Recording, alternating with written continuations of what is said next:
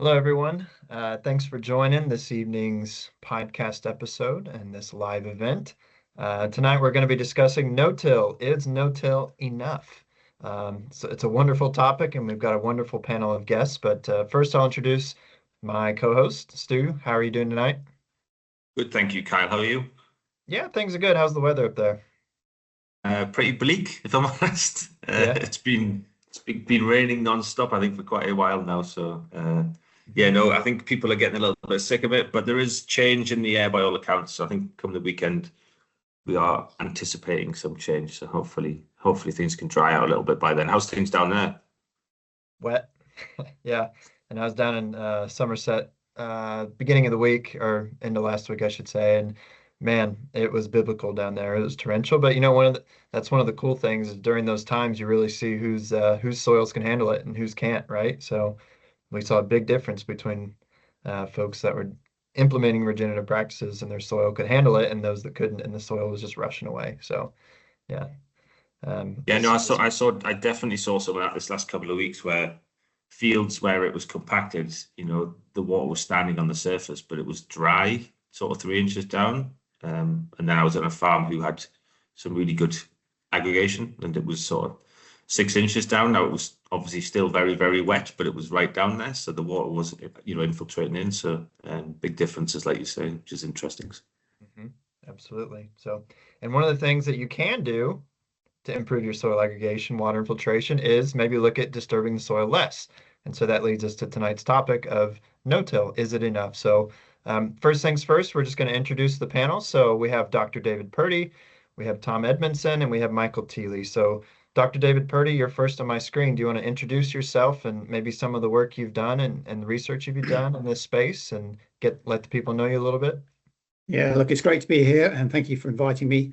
Yeah, I'm an original soil nerd, I would describe myself in. So I'm almost addicted to soils and plants and their relationships and all things around it. Obviously, I've studied it to a reasonable level, and the more I study it, the more I realised at least I know.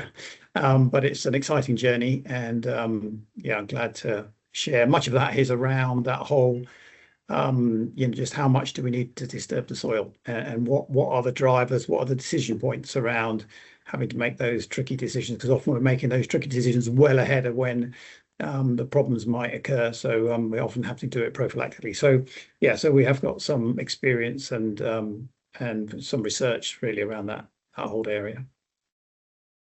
Thank you very much. And I forgot to mention, so for those of you in the audience, we do have a chat box. So if you do have a question, put it in there and we'll try to work it into the conversation. So that'll keep it nice and interesting. So Tom, do you want to go next?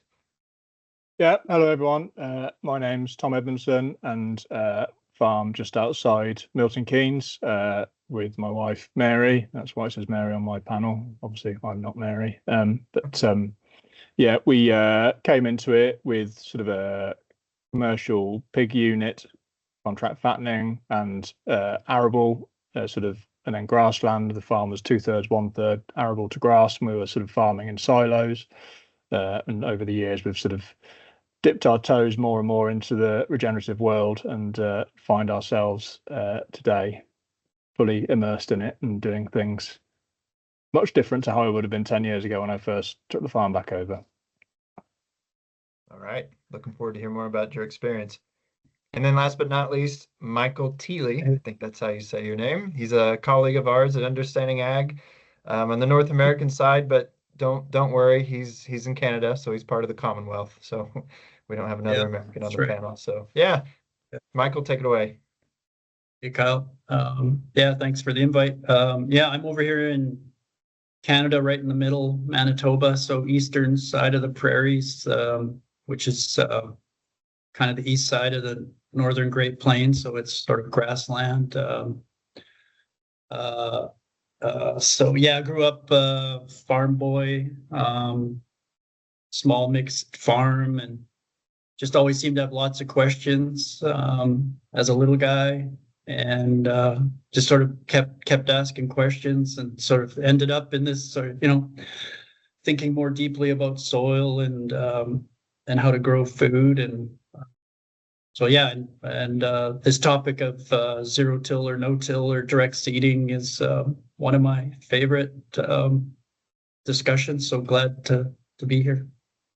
Yep, thank you so much. And you came to mind in asking you to be on the panel because you talk often about no-till plus when you give speeches to farmers in Canada. So just briefly, maybe we can kick it off there. What exactly do you mean by no-till plus?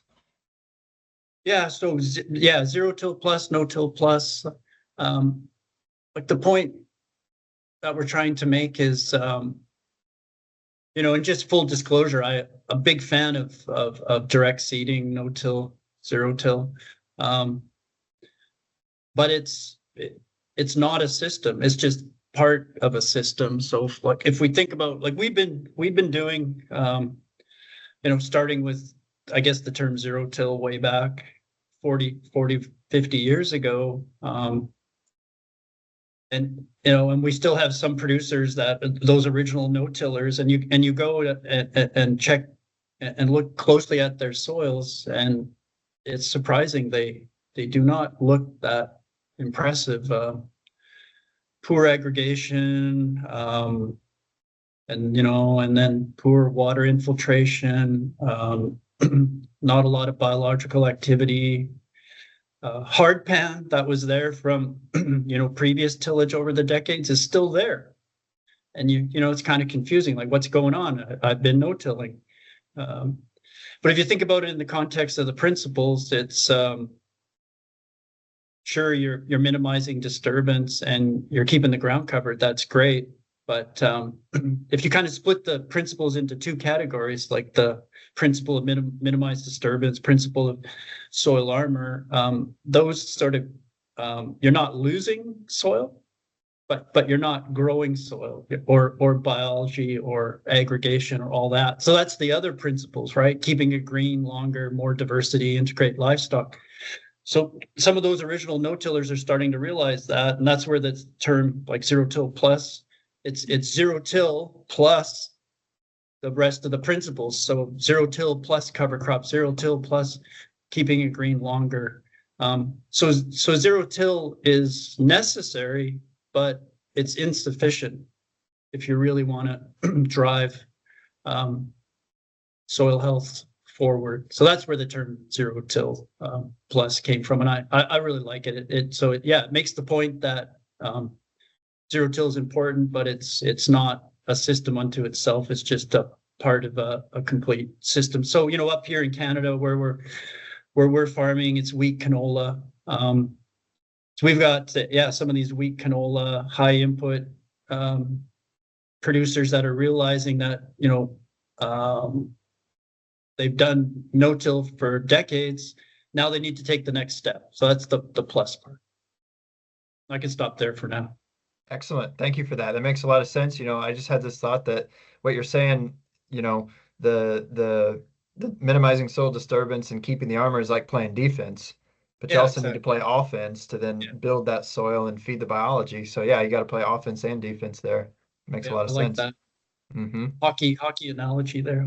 I'll there use you that go. one. Oh, of course you'd bring it to or hockey. Other sports too, but hockey. So David, does that what Michael was saying, does that resonate with some of the research you've done in this space? Yeah, look, a lot of that is common to what we see here in the UK. You know, obviously we're dealing with slightly different cropping profiles, so we're predominantly in an arable environment or winter cropping with some elements of spring cropping. So our opportunities for doing some of the things that you do across there are slightly more limited, but nevertheless the principles still hold fast and still you know, are still good. It is a complex ecology that we're dealing with. It's not simple, and I think anybody who's been doing this for a while and says we'll just change one thing, we'll suddenly, you know, remove tillage out of our system or do something else, will quickly realise that it's a very complex world that we're dealing with, and those complexities are, you know, some of them are biologically, some of them are chemistry, some of them are physics. That's the classic ones, but of course they're all highly related, highly connected, and we don't understand, you know, a huge amount about all of them really. But I think what we have learned is that soils will regenerate, to use the word, regenerate themselves pretty quickly. Within 3 years, if you start leaving alone, even difficult soils with different soil chemistry, difficult soil chemistry will start to change, after about 3 years. And in our research, it kind of takes that long. Although it takes cover crops as well to really give them a level of aggregation, nevertheless, just leaving them alone, not doing anything else differently, goes a long way. I think the challenge we found is that and something we've learned more recently, is there's a lot of soil chemistry that's playing a role, and it's very important to understand in your system, because often no-till is blamed for, poor establishment or things like that. But whereas actually what we're seeing, because of some elements of the change in our climate, when we're getting into very dry springs, our soils are drying out. And chemistry behaves very differently when it's wet to when it's dry. And that drying out of soil, and certain elements of soil chemistry, particularly calcium and magnesium, kind of binds the soil together, and that causes a lot of the challenges with no-till. So for us, it's understanding the chemistry, it's thinking ahead, and actually be sometimes prophylactically thinking we may get a very dry spring. And for us, we've taken out all intensive deep tillage. We're not trying to put damage in. We don't need to take it back out again. But sometimes we're having to put some very shallow, subtle, nothing to very shallow, subtle. A colleague of mine calls it a gentle stretch and lift of the soil to overcome this kind of relationship between physics and chemistry within our soil. So it is complex. Definitely the thing we aspire to, but we have to recognize some of the little challenges en route that might just trip us up and then make us sort of give up, really, when we don't need to give up. We just need to understand the system we're in and some of the dynamics of it, and then we can overcome those, really.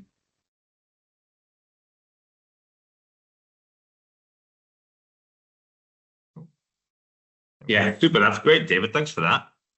Just remind us again, what sort of cropping that, are you winter cropping or spring cropping there, just out of interest? Well, we aspire to get back into wheats whenever we possibly can. So first wheats is where, obviously the most profitable crop in an arable rotation. So we aspire to get back into that crop as quickly as we can. The limit of that is predominantly, grass wheat, or managing grass wheat controls that prevents us almost going into second wheat. So first wheats so we have to do something different when we come out of first wheats. But by biologically priming the soil using cover crops, using low disturbance technology, and that we've built carbon into the system. So we're building a production system that leaves more carbon behind and then essentially leaves the system. By priming the system with a cover crop, spring crop system, allows us early establishment of the winter crop. And we feel we're in control because we're not under grass weed pressures. We're not drilling late. We're not under weather pressures. We're under, we've taken the pressure out of ourselves. And so no-till or low-till and cover crops has given that opportunity to be kind of in control of the system rather than weather and grass weeds being in control of us, really. Okay, that's really good. And what you've just said there is actually going to lead us quite nicely into my sort of first question, which sort of Kyle prompted me with earlier on, which is very good of him. But we talk about disturbances and what do we class as the disturbance, I guess. So I guess I just wonder what everyone's interpretation was here. What are we calling a disturbance? Some people could quantify strip till as no-till. So it's quite interesting to see where people's perspectives lie with all that and how that actually how that resonates with what you've seen on farms. So we'll maybe start with you, David, since we're in that conversation, and move to Michael and then on to Tom, if that's all right. Yeah, no, that's great. I mean, there is no system as a no disturbance system. A worm disturbs soil. When we plant something, we disturb soil. So, we talk about it's the disturbance hypothesis. One end, you've got heavy, big traditional disturbance. The other end is kind of worms seeding, and we probably would call that no-till. But for us, we're very much at that end. But for us, very often we find a very, and when we mean shallow, we mean sort of 100 to 80 millimeters in the soil. A gentle stretch of the soil to that kind of depth is as much as we ever need to do. And you can hardly see where we've been. It's not as if we're kind of bubbling the soil up or disturbing it to any great degree, but it overcomes quite a few challenges. Managing residue, for example, this relationship I've talked about between soil chemistry and soil physics, which so many people have, because a lot of people are on reasonably alkaline soils in the UK, which means they have a high level of calcium in their soils, which when they dry out binds our soils together. And the predominant soil type is silty clay loam. You know, if you look at that's where the predominant soil type is. So so that's for me where disturbance is a plant disturbed soil, for goodness sake. You know, the tip of a plant will compact the soil, and then slowly as soil moves around the plant root, it aggregates, well, it kind of distributes it, then it aggregates it. So it goes through a process of disturbance in itself. So it's just trying to give the system enough, but not too much disturbance that means that we can manage the crop in a profitable way, which is ultimately still what we have to do. Brilliant, thanks, David. Can you just are you happy to tell us what machine it is you're using for that little tickle? Just to everyone asked me that question, and it's actually quite a tricky one to answer, Stuart, because we started with, when we started the work, we started with something like a Vernon DTX at 25 centimeters. Now that is one end of our hypothesis that we have completely moved away from. There's nothing wrong with that machine. It's a great machine. I'm not. But for us, that was a heavy disturbance event, and we didn't want to go there. And what we then migrated to was a sort of, if you work on a 3-to-1 principle, a fairly narrow spaced, low disturbance subsoiler. And we really want leg spacing at 350 millimeters. And if you go out into the market, there's very, very few that are below 500 millimeters. In our opinion, is too low, because at 500 millimeters, if you divide that by 3, the shallowest you can go is sort of 15, 16 centimeters, which is again far too deep for what we want to do. So we've actually found a machine. It's built by a company in Shropshire that builds a very clever little tine that can go on a drill, can go on a subsoiler, and we can plant at the same time, which is when cover crops are around. It's fantastic, and that lasts us for 24 months. It's not something that lasts us for 12 months. That disturbance event lasts us for 24 months. So when we come back into winter cropping, we don't need any disturbance at all. We can then truly direct drill into that environment. So so we've tried different machines. I won't advertise any particular machine. If anyone wants to know that, I'll gladly tell them. But that's the principle of the machines, anyways. Super. Thanks for that, David. Michael, do you want to jump in there next? Okay. Yeah. I guess, you know what, I would just maybe step back and kind of ask the question, why are we talking about reducing tillage? Like, we need to, you know, there are good reasons why we're trying to reduce tillage, and maybe we need to understand what happens when you drag a piece of steel through soil. And you know, you can be doing it to accomplish any number of goals, that like control weeds and so on, and you know, supposedly produce a proper seed bed, all that. But you know, when you do disturb that soil, you introduce more oxygen in that, you know, drives the biology, especially bacteria, to get to work, and they start chewing up soil carbon. Like, you can basically measure a puff of CO2 behind you know, a tillage operation as soil carbon is being oxidized and puffed off as CO2. So there are consequences. So, you know, there's loss of soil carbon. There's you're probably causing a tillage layer. You're losing soil aggregation. So there's, you know, all these good reasons why we should try to minimize tillage.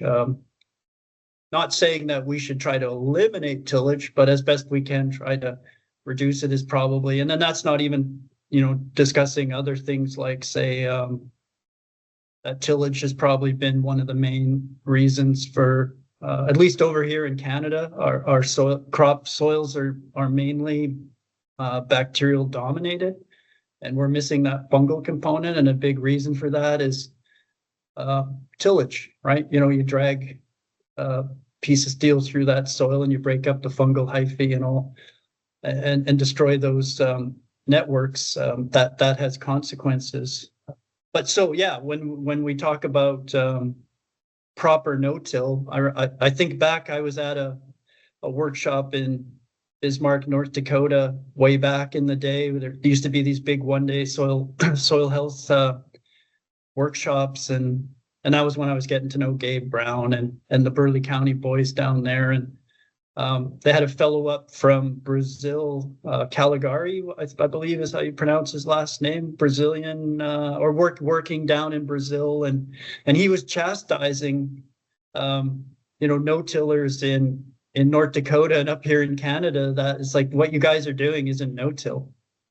It's way too much disturbance, right? Like dragging a narrow opener, like a 3/4 inch opener, in his mind, wasn't no-till, and that proper no-till was a disc drill. You should be able to go back the next day and hardly be able to see where you were seeding. So my point, and I'm not saying that whether one is better than the other, but there's sort of this range of what we believe to be no-till. So up here in Canada, we have everything from like a seed hawk, which probably has like 50% disturbance, but many producers would consider that no-till, all the way to like a single disc opener that a number of companies sell some pretty good units. So there still is a range within that no-till. And I would say that one other thing that I think we've learned up here anyways is that producers that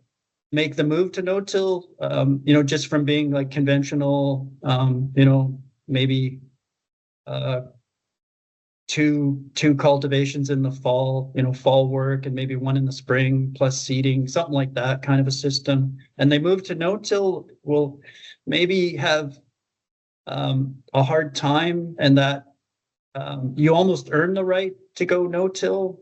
And what that means is that you maybe need to do some hard work up front before you make the move to no-till to get your soil health in a place where you can be, have more success.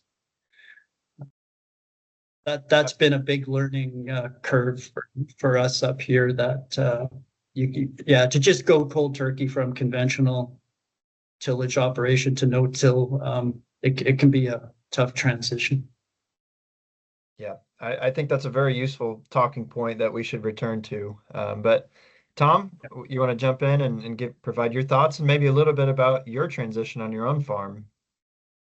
Yeah, I'm happy to do that. And let's go back to Stuart's original question to the three of us, which was, what's a disturbance? And with my view on that is, anytime we exert our management upon that field, that is a disturbance, whether it be what chemical have we applied to it, how we cultivate it, how are we grazing that. All three of those things are disturbances, aren't they, really? And how we manage that will have a positive or negative impact on the future of that soil and that field, and what crop we are choosing to grow within that field. So that's my sort of viewpoint on that. But for sort of our journey getting into where we are now, no-till, and trying to avoid going cold turkey and earning the right, as Michael says, to go no-till, is something we've been going through the motions of for quite a few years now. So when I first had the opportunity to take the arable back in hand on the farm, the chap that had been farming it before me was very much a traditional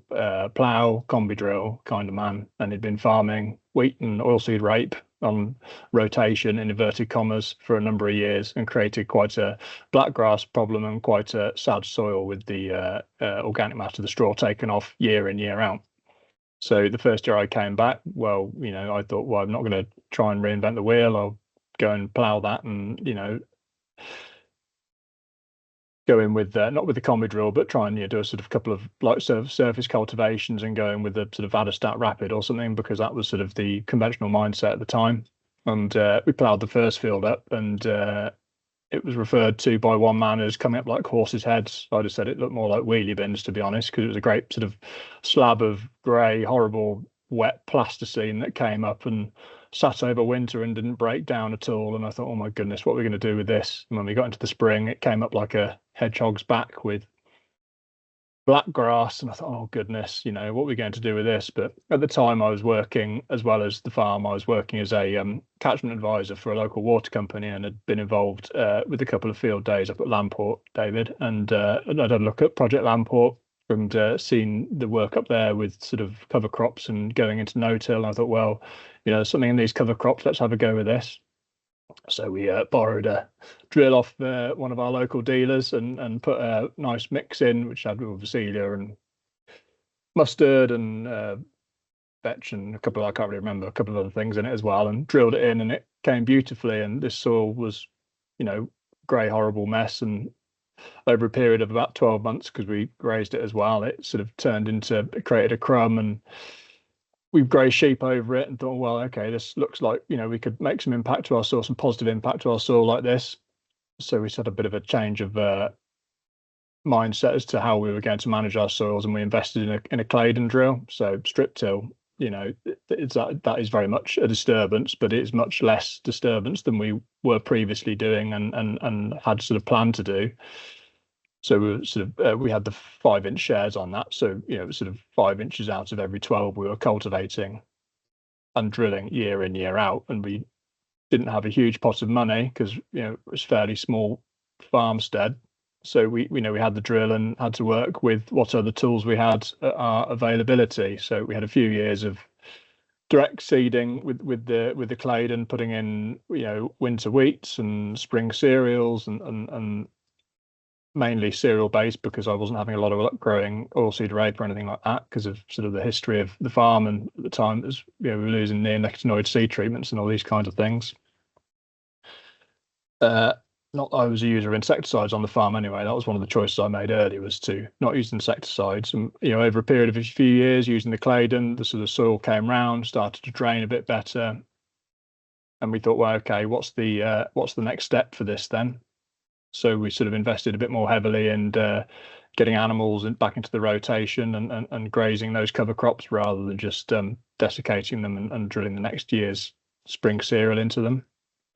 And over a period of years, we've got to a point now where we are utilising a neighbour's direct drill, no-till disc drill. So we've moved in the last couple of years to true no-till, as we would call it, I suppose. But I'm a big advocate of using the tools you have in your toolbox. So, we make use of direct seeding with that disc drill when we put the winter cereals in and things like that. We also use a lot of current aim on our rotation is sort of 50% of the farm to be grazable across a year, and then the other 50% of the farm going into winter wheat, because as David points out, that's where our best opportunities for making a profit on the cereal side of the business. And we have grown our ruminant side of the business. We've introduced cows and sheep into the rotation of our own rather than relying on neighbours to come and graze for us. So over a period of years, we're now grazing all those covers, and trying to get winter wheat in alternate years. Okay, that's really interesting to hear that, Tom, because it sounds like you had a very staged and thoughtful process there that you went through, or fell into, whichever way you want to. Fell into, I think is better. Yeah, I'll call it fell into, Stuart. Super. Okay, so does the panel think that should farmers out there be looking at this and thinking we have to have a plan in place to get through this, or I'm trying to word this correctly without sounding like I'm feeding you the lines here, but is it do we need to plan this, or do we think that if someone goes from conventional to sort of low disturbance or no till, it's inevitable that we're going to see that yield drop unless we do have the sort of necessary plans and remedial sort of side things going on that helps us through that? It'd be interesting to see what the real thoughts are there. Tom, you're talking, so you might as well jump in and finish up there. Do you think if you'd gone cold turkey, do you think it would have been a disaster, or do you think you could have ridden through that sort of time period and got on? I did sort of go semi cold turkey with it, and over a period of 3 years in one particular block, we managed to in the third year we managed to grow a crop of rye, spring wheat, and oats all in together. So due to inappropriate management in between crops, and trying to not having all the tools, not being able to create a proper chit of those cereals to then spray them off, and also trying to sort of grow as much winter cereal as possible within that rotation. I've not really seen a yield drop off in the years I've been doing it, other than 3 of the worst harvests on record in the last 5 years, which everyone has sort of certainly seen a difference in yield over that period of time. But having been managing it as we have for the last 7 or 8 years, 9 years, it's certainly built more resilience into our system. If I'd have gone cold turkey in the last 3 years, I think I'd be thinking about it a bit differently right now, because I've had the opportunity to earn that resilience, and I've also got livestock in the rotation, which has enabled me to put a lot of organic matter in and also manage cover crop residues effectively through the appropriate use of grazing animals to free that up. But then also in that period of time, I've made mistakes. The first year we put the cover crop in the wet grey horrible field. We overgrazed it and then went to go and spray it off to plant a crop of spring oats into it, and it didn't come back enough for the Roundup to take, and we ended up with a crop of oats, Phacelia, and buckwheat all growing together, which at the time I thought, well, crikey, this is a bit of a disaster, and what will the neighbours think? But I've learned to get past that now, and I don't really mind what they think anymore, to be honest, because actually that went in the fields next to it had beans in the previous year and had gone into spring oats, and where I grew the accidental companion crop with those oats, it out yielded and outperformed, and I had spent less variable costs on it and got a better margin out of it at the back end of it, which was sort of part of the learning that spurred me to make more changes on the farm moving forwards. Yeah, thanks for that, Tom. Michael, what's your thoughts?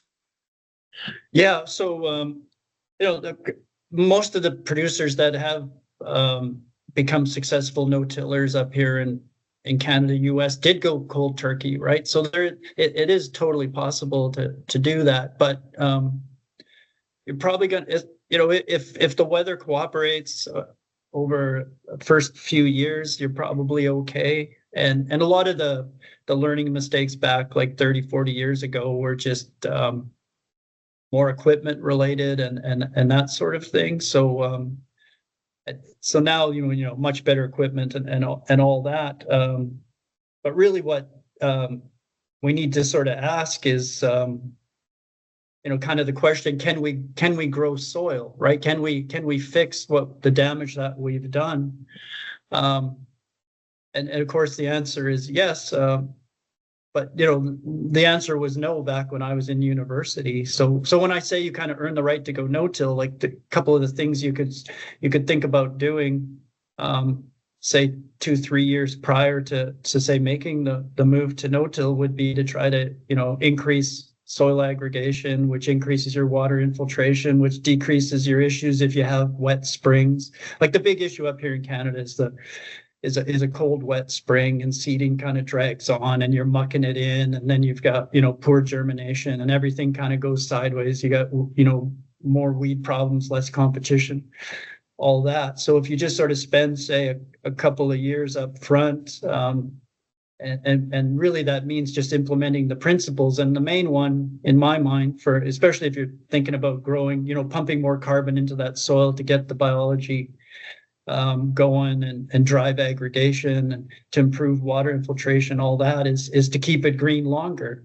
So if you can somehow, and add a bit of diversity. So if you can keep it green longer with things like winter cereals and so on, now you're kind of got things going in the right direction, and then you can make the move. So things like diverse full season covers and winter cereals, and a few years of that as you're kind of transitioning into no-till, I think you'll have a much happier experience, at least those initial few years, and then everything will just start to, now you're going in the right direction. Everything should just, like I say, zero-till plus the principles. That's now you have a functioning system. Thanks, Michael. David, do you have any thoughts to add? Yeah, I think if you go cold turkey, if you go out there, you don't fully understand your soil texture. Some of the, that's a physical thing. You don't understand a bit of soil chemistry that's going on in your soil.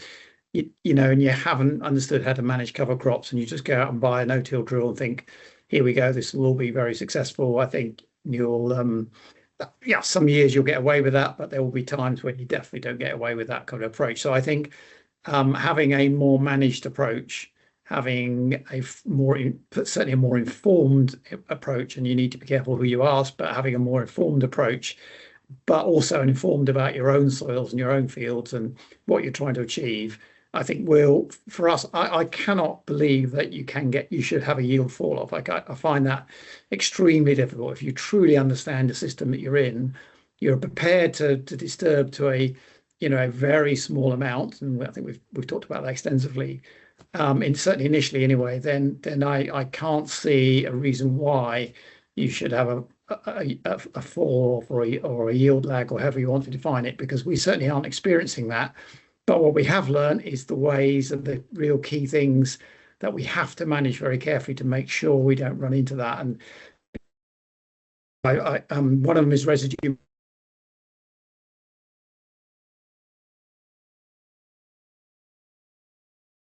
Uh-oh. David locked up. Yeah, sorry, I'm on my phone. The cover crops play a massively important role, but if you don't manage them properly, you don't establish them early and terminate them early, then they can really they can cause you some problems in our system. And then basically just understand, as I said already, just understanding some of the basic chemistry, physics, and how your soils behave. If you kind of get your arms around some of that stuff, then it really starts to work really, really well. But if you don't understand the basics of your system and don't understand some of the kind of really important things around managing no-till or managing cover crops or whatever, then I think it could, otherwise a non-planned approach, I think it could bite you. Yeah. Mm-hmm. Well, it would bite you. There are definitely things that will bite you. Late cover crop termination, in certain years will really bite you if you're not careful. Mm-hmm. Yeah, I think that's a very interesting topic that maybe we should discuss right now is, David, I think you've been a big contributor into the Cover Crop Guide UK resource online. Yeah. Is that right? Yeah. We've done a lot of work on that along with other really valuable people. There's been a huge amount of work into that. Yeah. For those that don't know, it's a wonderful resource. I recommend it to many, many people and farmers, and very often they haven't heard of it. So I'm trying to get the word out for the website, David. It is a wonderful resource. And so just touch briefly, because, there is this debate as to whether we should be drilling on the green. When is that appropriate? Or is early termination the right move? What's been your findings in your research? And is there a time when drilling on the green might be the more appropriate methodology? So there are times when drilling on the green, you will get away with it. There will be years when you can get away with it. The problem is you will not know until after that whether you're going to get away with it or not. It depends on if you get a dry spring, a dry April, dry May into June, and you've terminated the cover crops late. I won't say you guarantee it, but there will be a high chance, statistically a very high chance, that the cover crops will be scavenging a lot more nutrition out of soil, particularly nitrogen and particularly sulfur. Cover crops take a lot of sulfur out of our soils. That is still, people still don't realize, and that will starve your following spring crops. So you have to be careful. So for us, we terminate early as a bulletproof system. We terminate by the end of January if we can. And then people say, well, you're leaving the soils bare. Well, we're not leaving the soils bare, because with glyphosate, if you terminate glyphosates, they take 6 weeks. That is not a herbicide, as we know. It takes 6 weeks for a cover crop to die. And at that time, worms feed on dead material. They come to the top, they feed on that material, they create all these channels. Michael talked about infiltration rates, but much of it comes from our worm populations. You can see all the bins on top of the soil where the cover crop plots are, where the no cover crop plots are. They're just not there. So there's lots of great biology that's happening in that kind of period of cover crop destruction. And the other key thing is that drilling on the green works sometimes, but you've got to have, it's machinery limited, very machinery limited, and you've got to have the right machine to cope with that. And many people, as Tom's rightly alluded, don't have that. So for us, it's on heavy soils, late termination of cover crops for a lot of reasons, but if nothing else, for machinery to work effectively, you'll get away with it, but it has a lot of risk factors to it. And for us, we want to take those risk factors out. And we don't think terminating early has any negative effects on the biology. We think actually, if anything, it's actually having a positive effect on biology. So that's the way we deal with it. I'm not saying that's the right way, but after years of research, and tripping up on this one, that's for us is one of the most fundamental principles that we now hold to, really. Mm-hmm. Now, Michael, in Canada, where you're at, moisture is a very limiting factor. So do you have guys drilling on the green, and is it affecting moisture for your subsequent crop?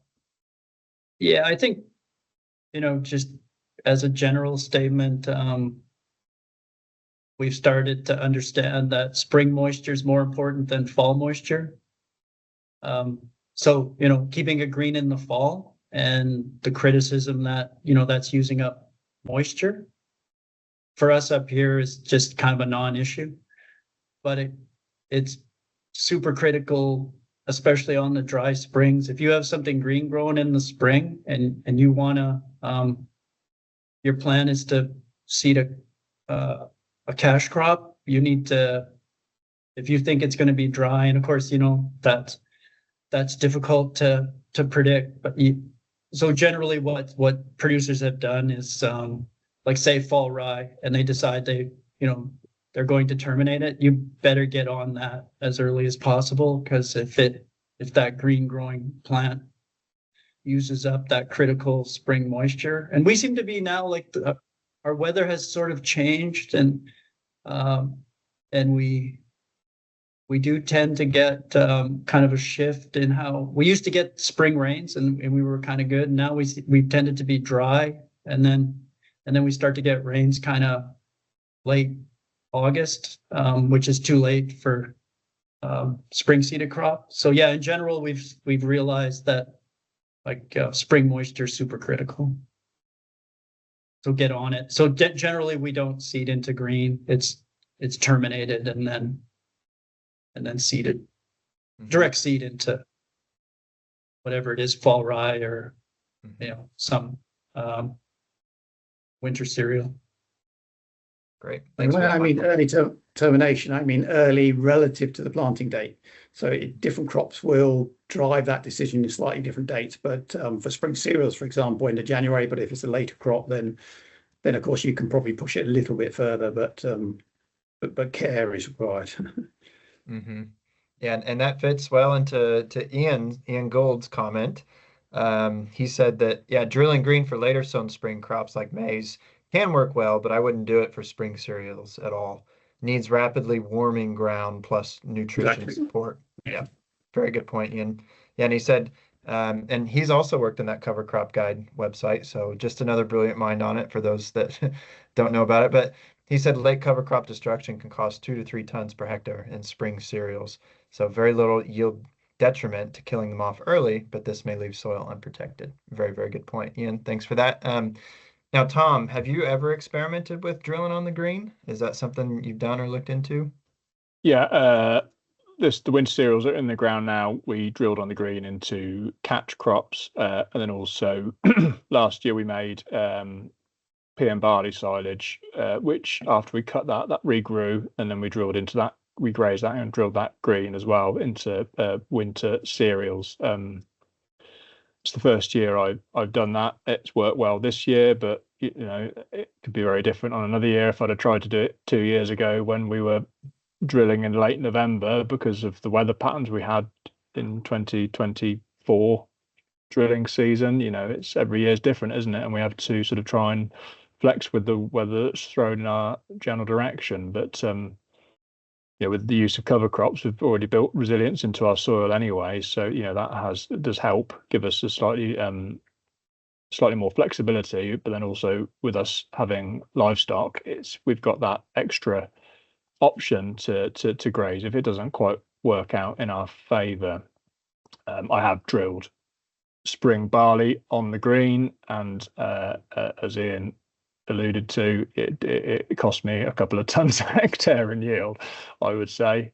So this year the plan is to graze off all the cover crops that are due to go back into spring cereals, and then we'll see. Sorry. Yep. I mean, just a comment there. Drilling on the green for winter crops is very different to drilling on the green in spring crops, because where you get the robbing of the nitrogen and particularly the sulfur that cover crops provide, there's plenty of time. The damage is done at tillering, not at planting. So the winter crop has a long time before it starts tilling, where the spring crop doesn't have that a long time. So that's why it affects spring crops a lot more than winter crops. Thanks for that, David. Very interesting. So before we get too far, I just want to answer a couple of the questions in the chat before they start piling up here. So Reese Jones, friend of the program, guest on the last episode. Hey, Reese, he asks, do you think reducing nitrogen rates is a necessary part of reducing tillage to reduce chemical compaction? Tom, you talked a little bit about that. That's a disturbance, right? Anytime we're chemically disturbing the soil as well. So first question, do you think reducing nitrogen rates is a necessary part of reducing tillage? Maybe David, do you have any experience with that? Yeah, so I mean, it's not about just reducing nitrogen in a kind of we just fancy taking 30 tons out of it, just no real good logic. It's understanding what the optimum level of nitrogen is required for that crop. And to do that, you need to understand what the soil will supply. And for us, that's getting our soil nitrogen supply number right, which means understanding the bulk density of the soil and the parts per million nitrogen that might be in it. And then it's truly understanding what the crop needs. And for us, it's trying to predict yield. If you can understand what that field or that part of that field or what will require in terms of the yield will be roughly on a 5-year average, that's where precision farming technology can help us a lot. Then actually, if we just thump through the nitrogen calculation, and you need a spreadsheet to do that, it will turn out a nitrogen rate, which you may have to adjust based on the seasonal weather, obviously, but it'll push out a nitrogen rate, which will be getting close to what I think is an optimum number.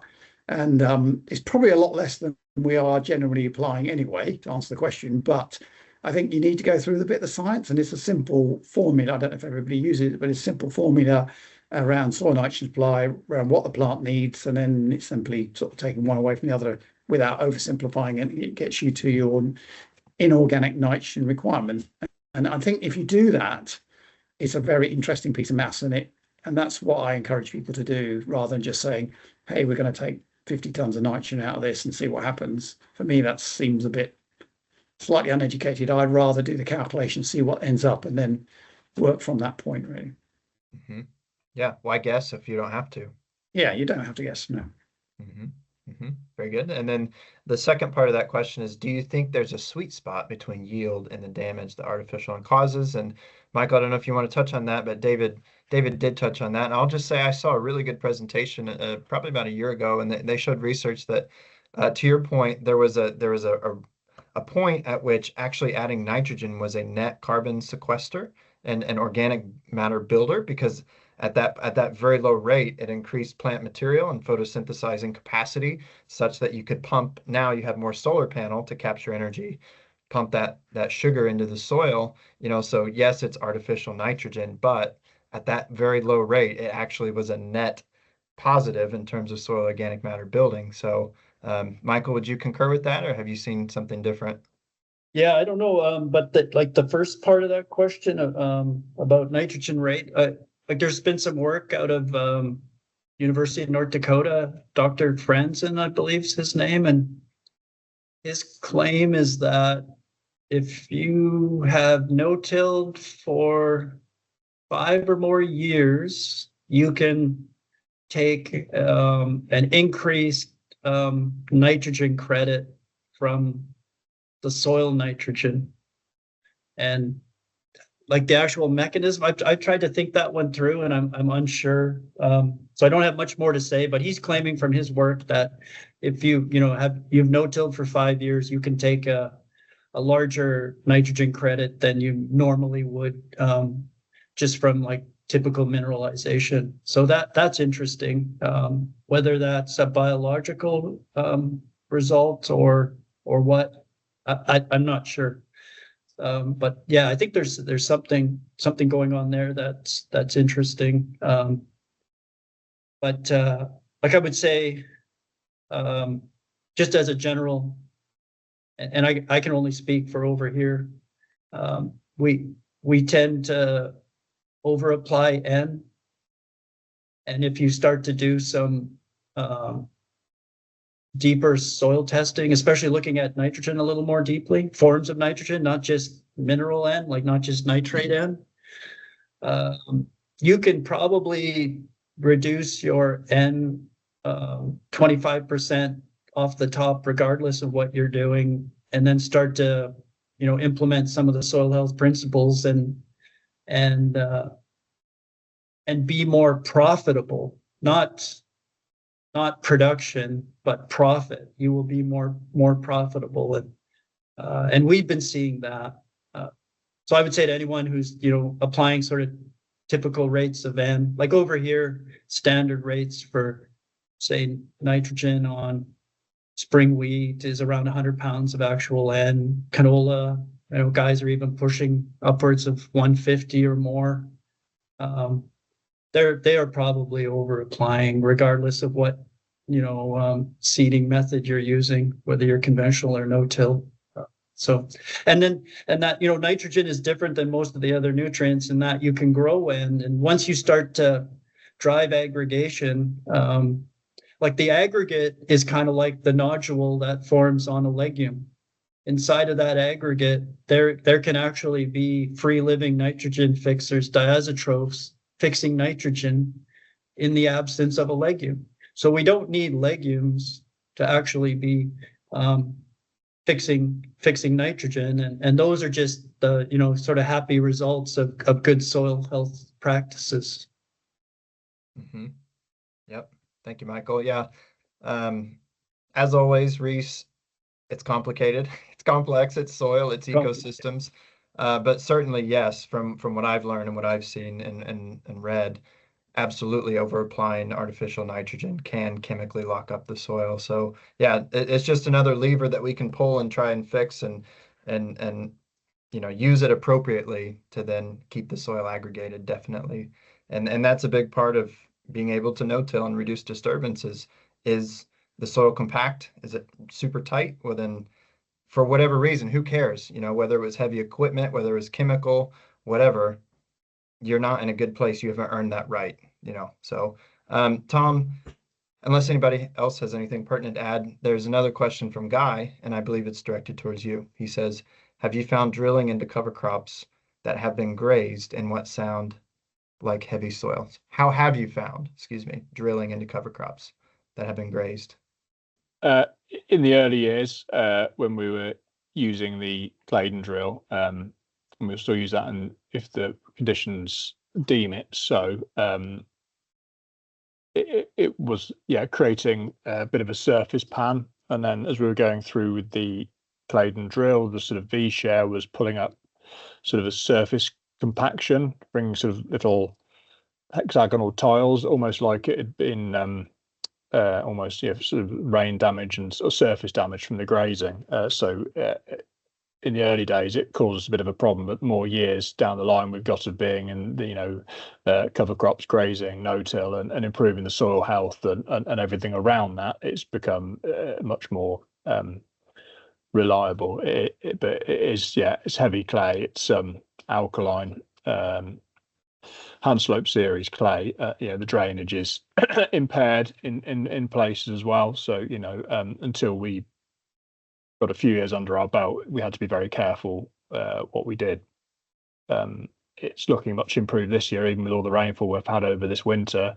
As David was describing earlier, with the the worm bins and the drainage channels and looking at the sort of soil crumb down to depth, we've got that. It exists this year, so I think we should have no problems at all. But it just depends what the weather brings. We've not been able to spray anything off, but we've certainly grazed plenty of cover crops now. So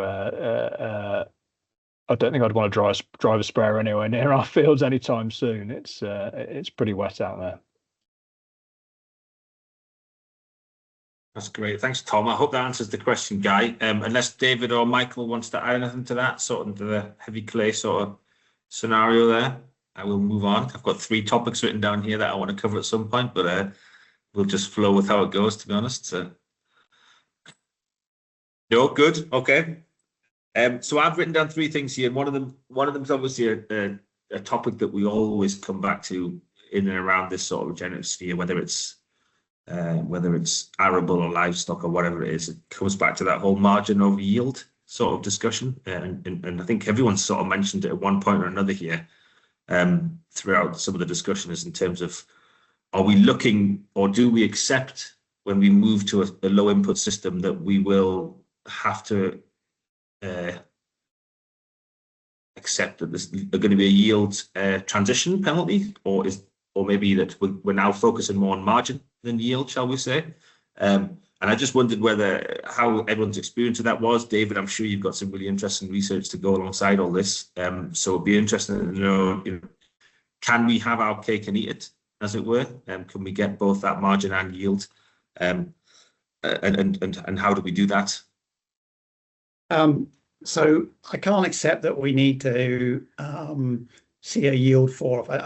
I really, really struggle that we need to kind of somehow accept that we need to have a yield fall off. For us, I think there's no big silver bullet in this journey. There's lots of little silver bullets that add up to something more substantial when you fire them all, really. And for us, we've managed to take a lot of cost out of the system. And so you talked about margin. We've taken a lot of cost out of the system. We perhaps haven't increased our yields, although we think that we are kind of roughly an optimum, a kind of farm standard for the geography that we're in, the soil type, and etc. But we've taken a lot of cost out because we have taken a huge amount of tillage out. We've taken out a lot of heavy machinery, which does, and even today there is criminal amounts of soil compaction out there. I'm doing a little study at the moment for another project, and I did a Google Map survey along the A14, which is a big road, not so far away from myself, and you can see every single wheeling in so many of the fields. So there's a lot we can do to take cost, soil damage, soil degradation out of the system, and we can add in things. We've talked about cover crops, how to manage them. I think Michael mentioned it, but what we've found now statistically is we are delivering more carbon to our system. It's not just oh, hey, we've measured 1 or 2 plots and we think we're adding carbon. No, we've done 97 digs and have super analysed it. We are now genuinely adding carbon. So we're building a system where we can manage some of these challenges like grassweed. We can get back into early establishment of our important crops like first cereals. We can take massive amount of cost out of the system through tillage and machinery and damage to our soils. And that some of that takes time. You can't just do that overnight. Some of that takes time, but I think where the opportunities are is to hold to our yield expectations. Don't accept that we need to see a yield fall off, but recognise there are lots of really good opportunities to take cost out. And even when you take some of that cost, there's some win-wins there as well. They're not all win-wins, but there are some really good win-wins, and I think Michael mentioned it. You take a lot of disturbance out of the soil. So I think maybe Tom, soils just become more resilient, more trafficable. You're in control of timeliness more. You can get into the field or you have a bigger window of opportunity.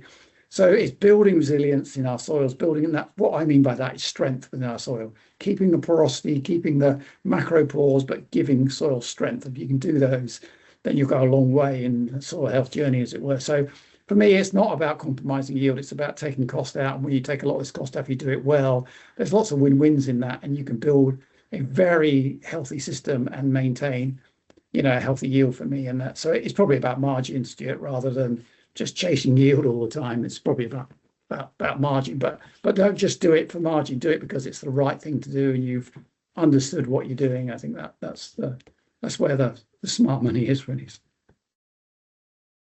A really great answer to that. Thanks, David. I think that was kind of what I was hoping you were going to go to there. Michael, have you got much to add to that? Yeah. So, I guess what we've been seeing is when the focus turns to profit instead of production, good things start to happen. Like David's saying, you reduce some of these negative practices. And so that's been sort of wonderful to see. So we focus on profit, not production, and honestly, there's been a huge amount of propaganda. Like farmers are just constantly inundated with this propaganda to produce. Like we have huge billboards over here in Canada that say things like, "The proof is in the bin." That's one of my favorites. The proof is in the bin. It's like, no, it isn't. The proof is in your bank account. The proof is in your soil. The proof is in the quality of the food you're growing. Sure, we still need to produce, of course, but it's not all about like, what I say, kind of just being a bit glib, is the proof is that, and the ad is a big it's a picture of a combine in a canola crop, right? So you're thinking, like a bin full of canola, and it's like, well, okay, so you grow like 70 bushel canola, a top end yield over here in Canada, but like, tell me how much money you made. Like, if you're sweeping the bottom of the bin before you pay the bills, I'm not, so impressed. Plus, you have all those negative consequences associated with that potentially, right? So it has been interesting to watch producers as they focus more on profit and try to break that. We've been trained that way. That's how I grew up. Is you just want to grow yield. That's the goal. And it's not like there isn't a certain correlation between yield and profit, but it's not 100% correlation. There's other things going on there. So yeah, it's interesting how that has worked out. And again, it goes back to just implementing the soil health principles, and that's why I like regenerative ag, because you now have a framework for better decision making. Like, you look at the guys over, the producers over here right now, middle of the winter, crops in the bin. They're thinking about next spring. What are they going to do? How do they make decisions? At least over here, it's basically like, what's the price of canola? And it's not like that shouldn't be part of the decision making, but it shouldn't be the whole thing. Yeah.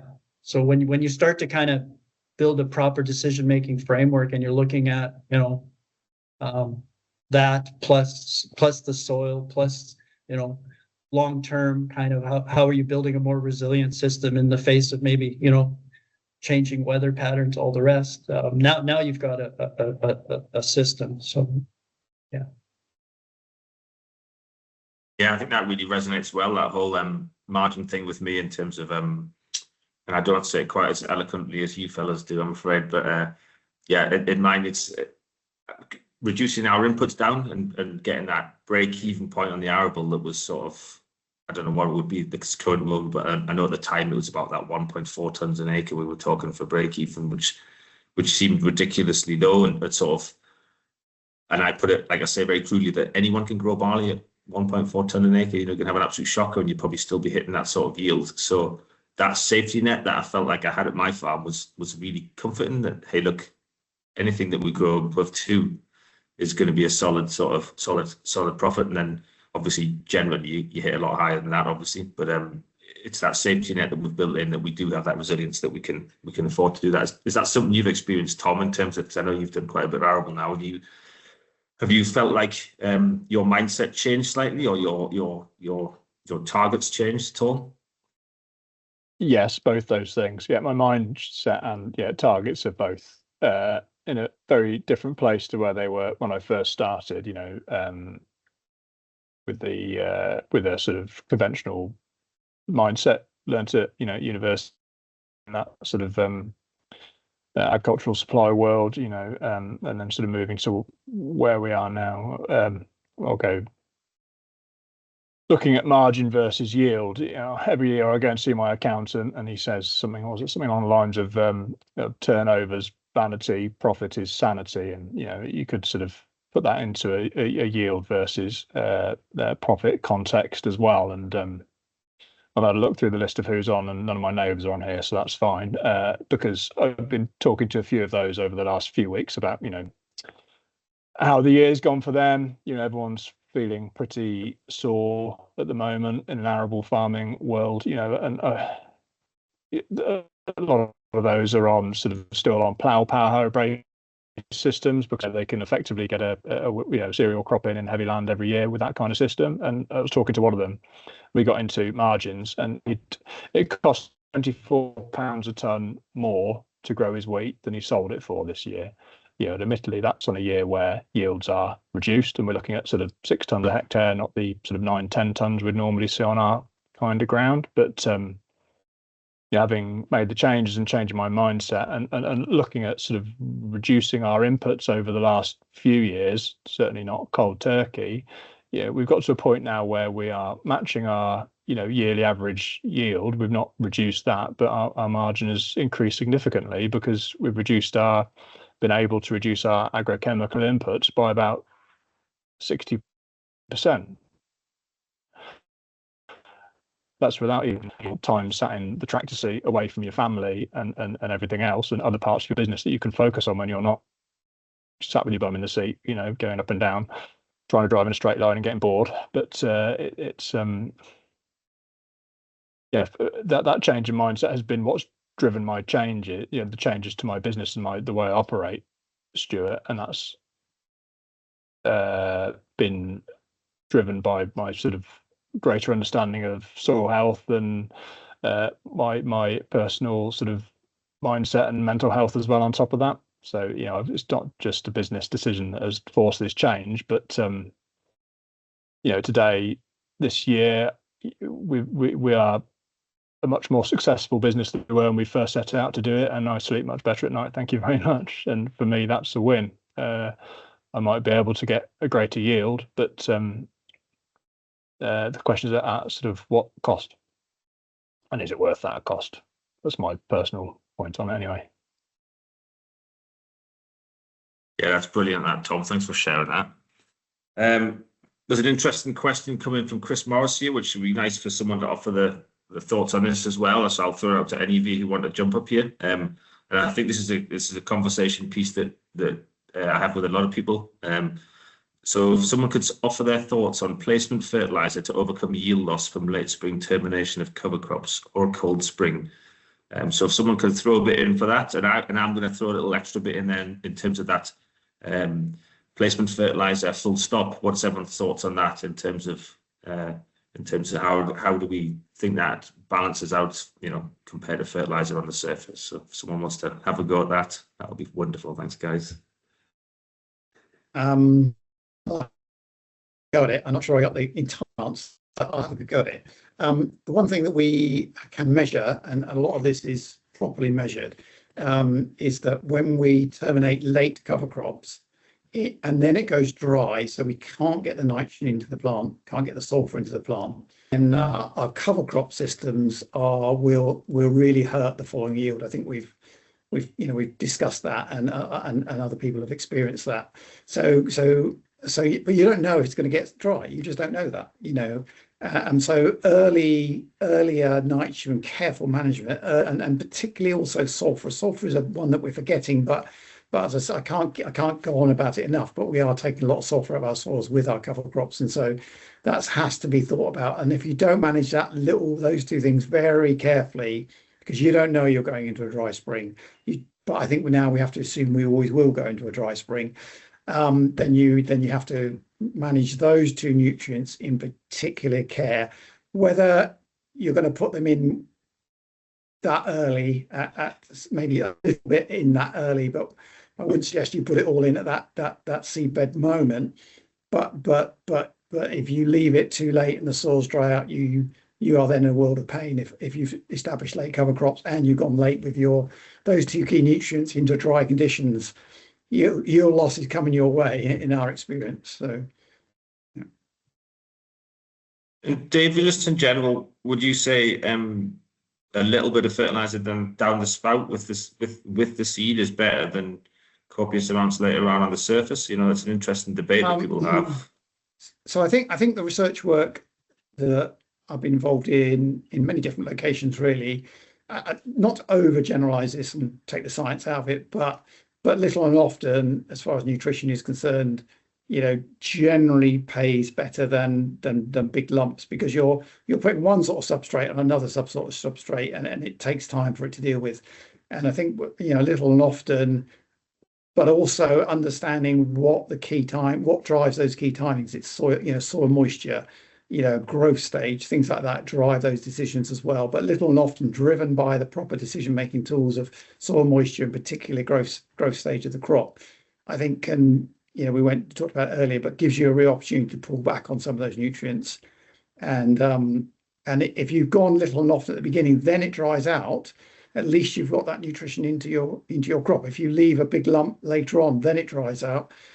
You're probably at the mercy of foliar applications. And I think the other thing we have to just recognize is there's lots of other little elements of nutrition that play a big role in nitrogen and sulfur. It's not just about nitrogen, sulfur, or just about nitrogen. There is, things like molybdenum, there are things like manganese. There's many others that are very, very important to that process that we need to just have a consideration for. When you get your soil test analysis, you can quickly understand that. But and then some of the antagonistic relationships. If you've got very high iron soils, you're likely to be manganese deficient. And so understanding the whole complexities of it, no one can do that at the moment.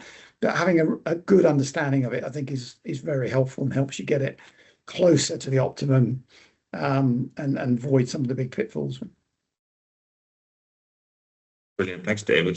Sorry to push into that sort of trying to force an answer out of there, but it was quite interesting to hear that sort of generalized answer. So thanks for that. Michael, have you got anything to add to that?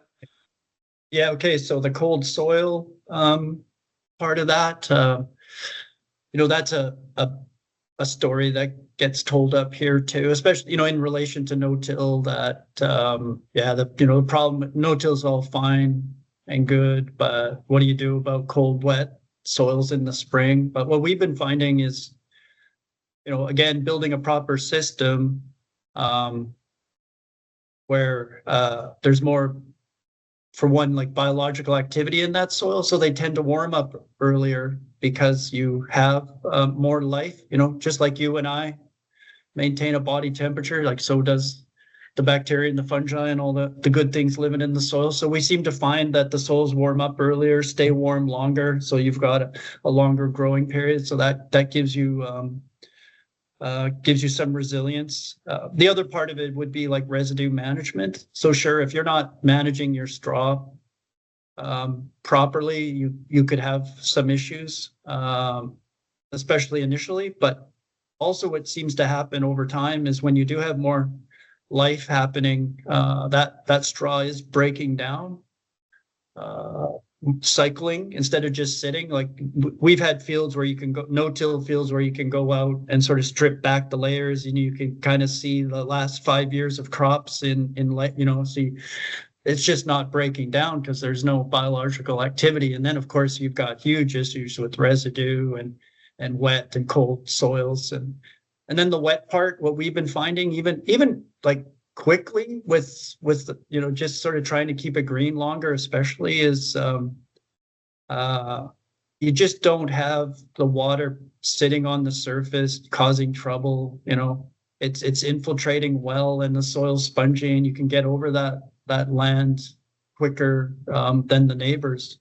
So and there was research done way back, just thinking now, to look at this issue of like soil temperature in the spring. And if you look over a 24-hour period, so sure that like if you compare a no-till field with good soil armor versus a black field in the spring, sure, it's going to be warmer during the heat of the day because the sun is shining down on it, right? But it also gets colder at night. So if you balance the temperature over 24-hour period, there's no difference average temperature at the soil surface with a no-till versus, because that stubble and all the rest forms a blanket. And especially up here in the prairies, we get in the spring, it still gets pretty cool at night.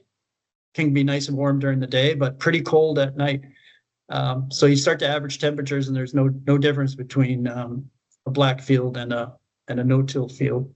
So that is sort of counterintuitive, and most would think that sounds like nonsense, but that I think that's the science.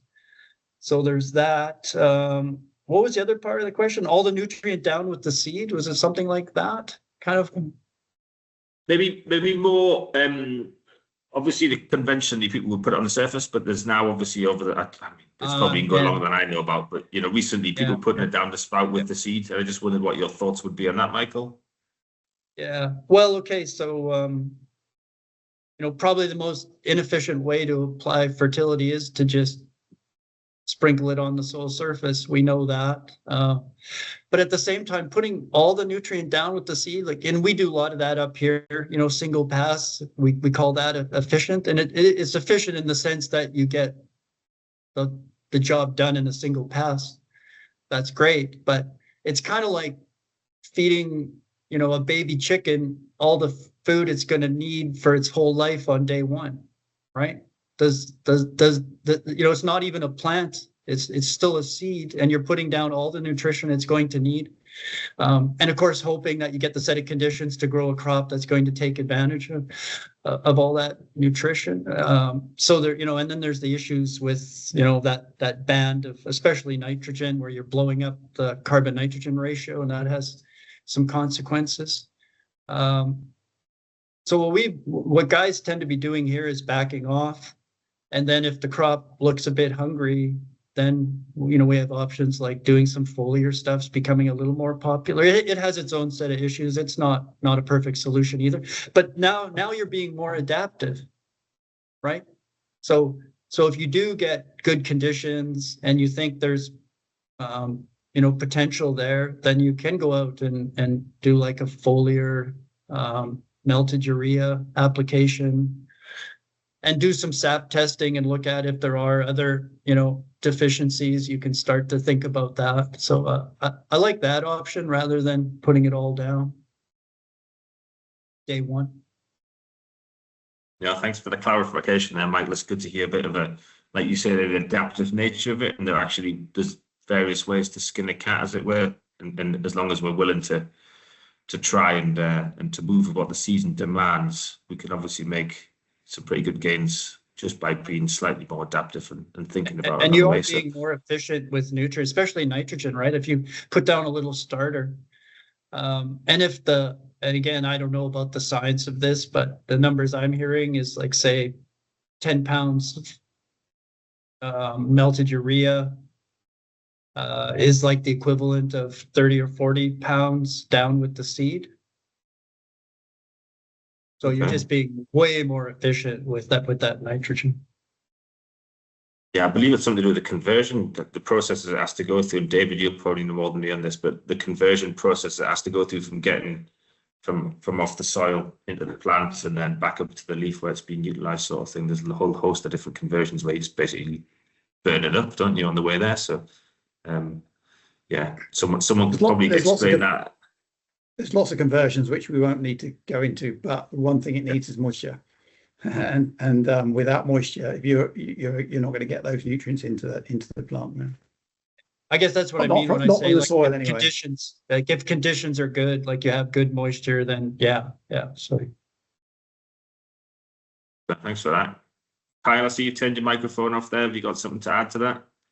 Well, I was just going to say we've got about 12 minutes. So, yeah, if anybody in the audience had any burning questions, now would be the time to ask them. So, one of my burning questions, if I may, that I hear a lot over here in the UK is slugs.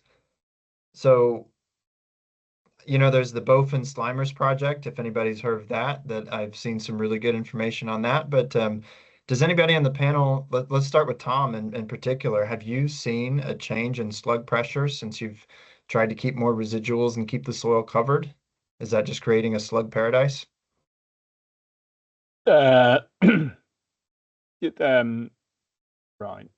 Yes, there is more slugs about, but in my experience, it tends to be that the if you have a wet year that stays wet, there's lots of residue about that's not being taken down by worms or anything else, then yes, it can act as a bit of a slug.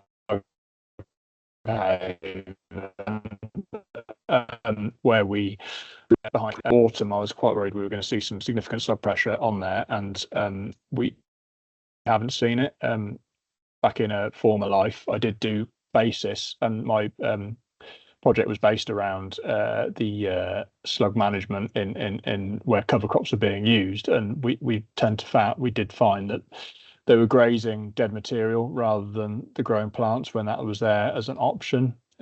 So we haven't used slug pellets on the farm for about 8 years now, and we haven't really seen too much of a detriment from that, but that's just my experience. I'd always sort of trap and see if there's any grazing going on. And if there is, then I'd apply slug pellets if I needed to. But we haven't got to that point, thankfully. Thank you for that. Yeah, I think that's what the Slimers project found. If anybody's familiar with it, if I'm wrong, correct me. But yeah, they found that if there is something else that the slugs can eat, they will eat it. And what they found was the number of slug eggs and slug presence was about the same. But again, when you had more to eat, more options to eat, that means less of the crop was being eaten. So, David, does that jive with what you've seen and heard in research? I think we continue battle with slugs. We have no magic bullet for slugs. If anybody has one of those, I'd love to hear about it and research it a bit more. But I don't think there is. We don't put brassicas in our crop of crops, that no doubt, and so wherever you get a brassica in a rotation, but we don't try and build things into the rotation. Obviously, we'd love to grow oilseed rape, but we don't want to put something in a cover crop that's going to bring a challenge. So we actually don't put any brassicas in our cover crops for that very reason, basically. So we try and take out as much of the risk factors as we possibly can. We're trying to manage I can't overemphasize how important it is to manage residues properly. That's not only a part of the slug story, but it's part of emergence of sorts of components as part of that. But to say we've overcome the slug problem, I'd be very naive in suggesting we have. I don't think the systems and the regenerative principles that we've not decided to use, but we're genuinely using because they're working, has created a bigger slug burden. For one moment, I don't think that, but nevertheless, we still battle with those sort of challenges. Mm-hmm. Yeah, absolutely. It's something that I've thought a lot about in my time here, and you're right. There is no silver bullet, no magic solution. I wish there was, but the one I've heard, one of the 30,000 foot answer, I suppose, is when you fix the soil and you fix water infiltration, so you don't have soupy, pondy conditions on the surface that they like. That's the more holistic, soil healthy type of answer. But, as to the research of that, I haven't exactly seen it, but it makes sense, right? If you eliminate the conditions that they like, then, hey, then they won't be there as much. So, Tom, you unmuted yourself. Do you have something to add? Soupy, pondy soil conditions are what blackgrass like as well. So, all those things can also help blackgrass, can't they? And I just wanted to add that I've not done away with my slug problems. I drilled one field late last year, very late, late November, and with some seed that wasn't particularly vigorous, and they took a whole field. So I still get slugs, but I think in that situation, because I was pushing too hard and gave them the opportunity to take it. Mm-hmm. Thank you for that. Michael, do you guys deal with slugs in Canada? No, I don't have much to add on that topic. Yep, understood. So I don't see any more questions, and we have just a little over 5 minutes. So before we exit, I just wanted to say thank you to our sponsor, who is Regenerate Outcomes. And if you're in the audience and you wanted to have Stu or myself come onto your farm, please contact Regenerate Outcomes. Their website, regenerativeoutcomes.co.uk. So just wanted to throw that in. So last question I had, Stu, I see you've unmuted yourself, but you look like you have a couple of questions on your mind. So maybe you touch on one or two before I have my No, go on, Kyle. Come on, get yours out of the way. Well, I'm always for those in the audience who maybe are looking at starting, or, you can also frame it, if you were to start 10 years ago, what would you do differently? I'm always big on that question. So let's do that. If you're a farmer in the audience and you're disturbing the soil a lot, you feel like you have heavy soil, there's no way it can work in my environment, what piece of advice or just what can give them confidence that they can start to reduce soil disturbance and move towards maybe a minimal or a no-till system?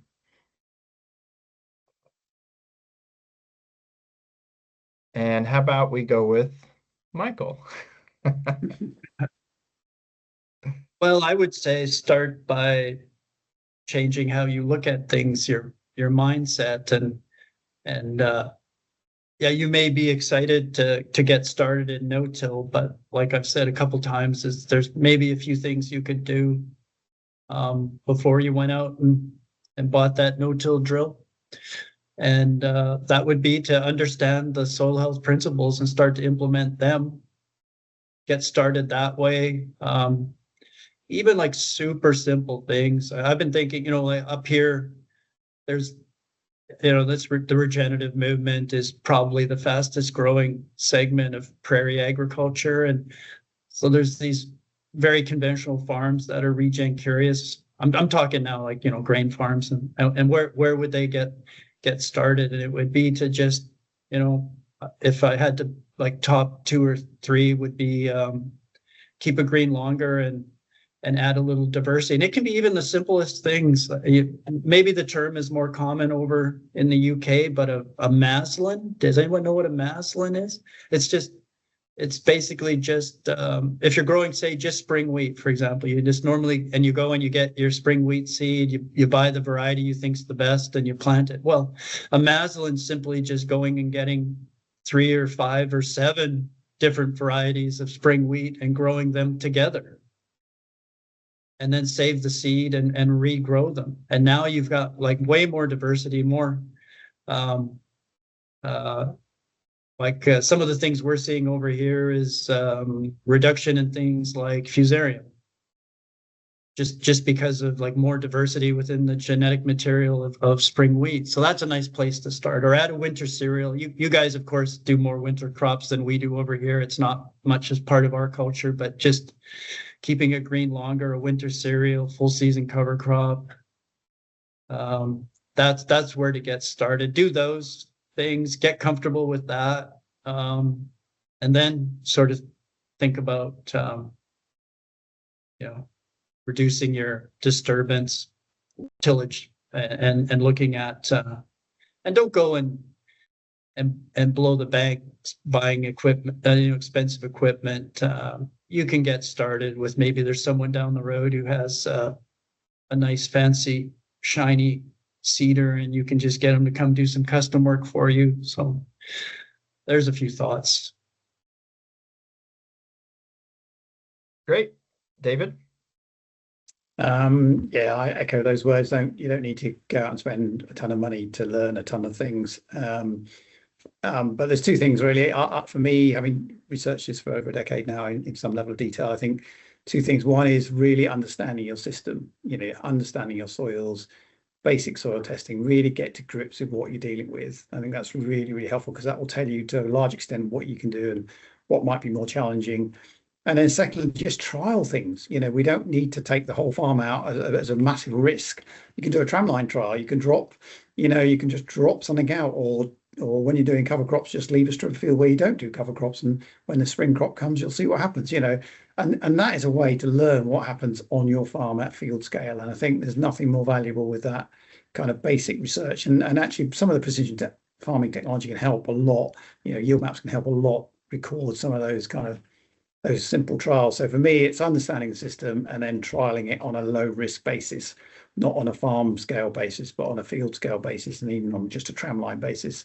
You can learn a heck of a lot without spending a heck of a lot, basically. Mm-hmm.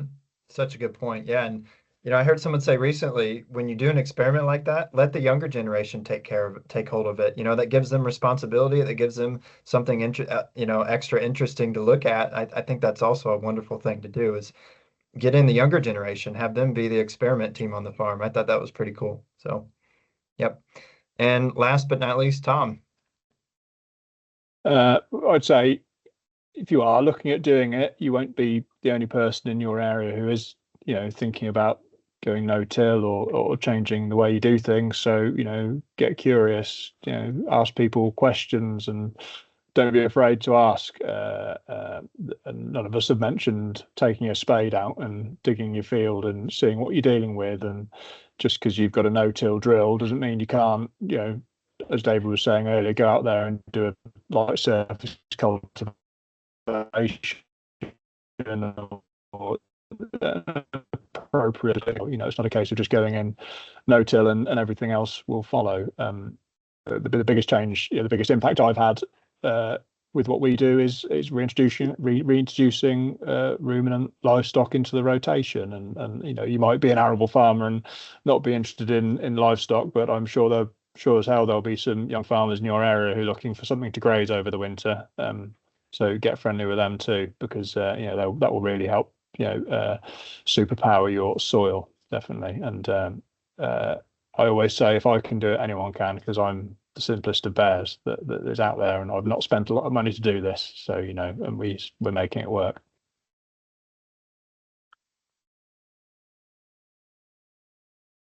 That's really good. Thank you, everyone, for sharing those thoughts. Yeah, I think we're actually out of time. So I have actually got about 4 questions written down here after asking one of them before. So we could have continued this for quite some time. And I've really quite enjoyed listening to you all give us your experience and your knowledge on it all. So it's been really good. I hope people have enjoyed it, and I hope that it has answered a few questions or given you a few more questions to ask yourself when you get back out on the farm there. And hopefully we can explore further on as people keep exploring this area. So thanks very much to everyone for coming on. It's been really, really good. Like I said, I really enjoyed it, and hopefully we'll catch up with everyone again soon. Thanks a lot now. Thank you very much. Take care. Thank you very much. Bye, everyone. Thanks.